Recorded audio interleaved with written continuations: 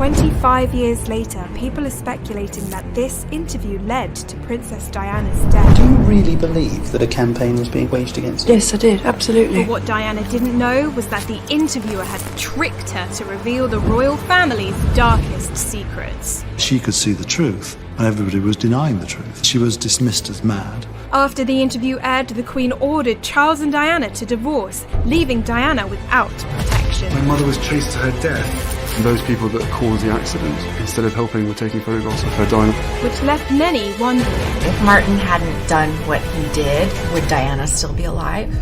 Tonight on Panorama, the Princess of Wales. Well, there were 3 of us in this marriage. A husband who loved someone else. You really thought that? I didn't think that, I knew it. What effect did that have on you? Pretty devastating. Rampant bulimia. I didn't like myself. What did you actually do? Well, I just hurt my arms and my legs. I've never seen her so vulnerable. It seems like she feels so small. Why did she do the interview? The royal family had a tight grip on Diana, and they controlled what she was allowed to say in public. So when journalist Martin Bashir, the interviewer, contacted Diana, she saw it as an opportunity to speak her truth. This was the first time Diana had ever spoken so openly.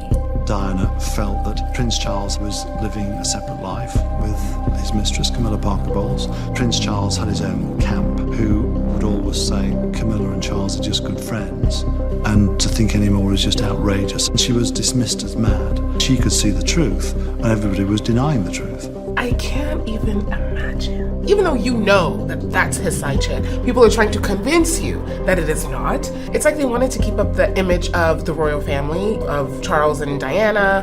She was just 19 years old when she fell in love with Prince Charles, and what should have been a fairy tale turned into a nightmare. The press were being unbearable, following my every move. I got no support from Charles, and no support from the press office.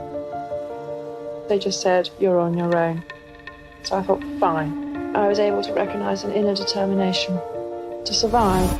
As she settled into her new life, she used her voice to speak out for those in need in a way that no one had ever done before. HIV does not make people dangerous to know, so you can shake their hands and give them a hug. Heaven knows they need it. And when Diana became a mom, she had a fearless drive to protect her kids from the harassment she'd been getting. On the way to a tennis lesson, she was so fed up in being chased by guys on motorbikes and in cars that she stopped the car down a side street, and she jumped out the car and went running up to these guys and just shouted and screamed at them while they took photographs of her.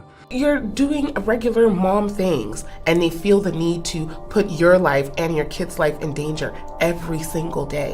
When her marriage to Charles started to break down, Diana decided to step away from the public eye so that she could put her children's safety first. My first priority will continue to be our children, William and Harry, who deserve as much love and care and attention as I am able to give.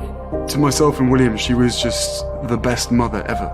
It was that love that even if she was on the other side of a room, that you, as a son, you could feel it. It's like she was meant to be a mom. They were so young, but to this day, she had such an impact. Every time they talk about her, it's like you feel like she died yesterday. Diana was focused on protecting her kids, but she couldn't protect herself. Not only was she abandoned by Charles, but Martin Bashir had contacted her, informing her that she was being spied on from inside her own home. Diana was already vulnerable. She was aware that things she was saying in great privacy were getting out into the newspapers. So Diana decided to take matters into her own hands, secretly setting up a televised interview with Martin to set the record straight. Diana had to go to extreme lengths to make sure that the royal family wouldn't stop her. Martin Bashir and his crew had to disguise themselves as tradesmen to slip into Diana's house at Kensington Palace. And she had dismissed all of her staff for the day because she knew that she couldn't trust any of them. What a life to live. It's like you're living in a prison in your own home. Her brother had some suspicions about Martin's intentions, but Diana was so desperate to speak her truth that she went ahead and did it anyway. Which brings us back to the interview. Do you really believe that a campaign was being waged against you? Yes, I did, absolutely. I was a problem. Would it be your wish to divorce? No, it's not my wish. Our boys, that's what matters. Do you feel any responsibility for the way the press have behaved towards you?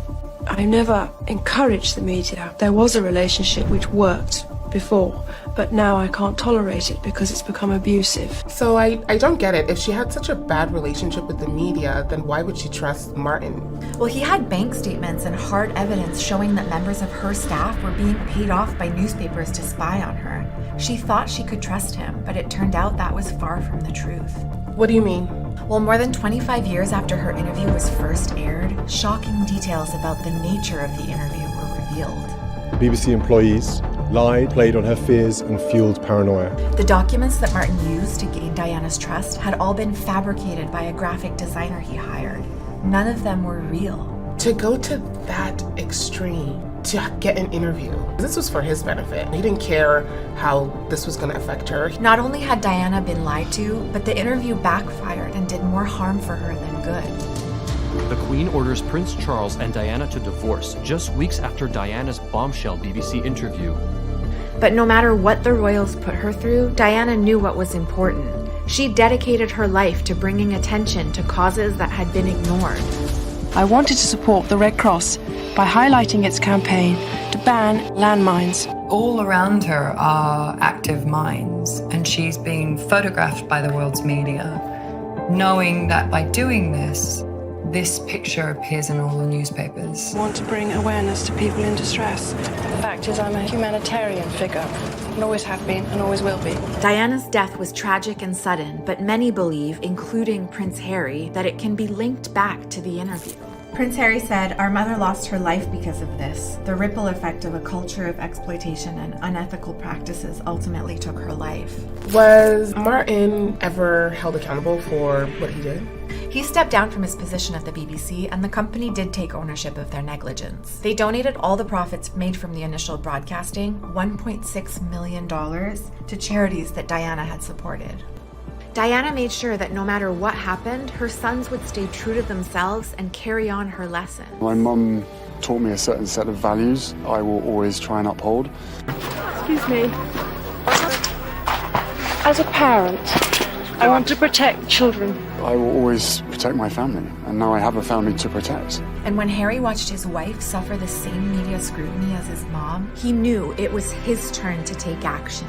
Prince Harry and Meghan Markle just announced that they are, quote, stepping back from their senior roles in the royal family. But Harry didn't just step away.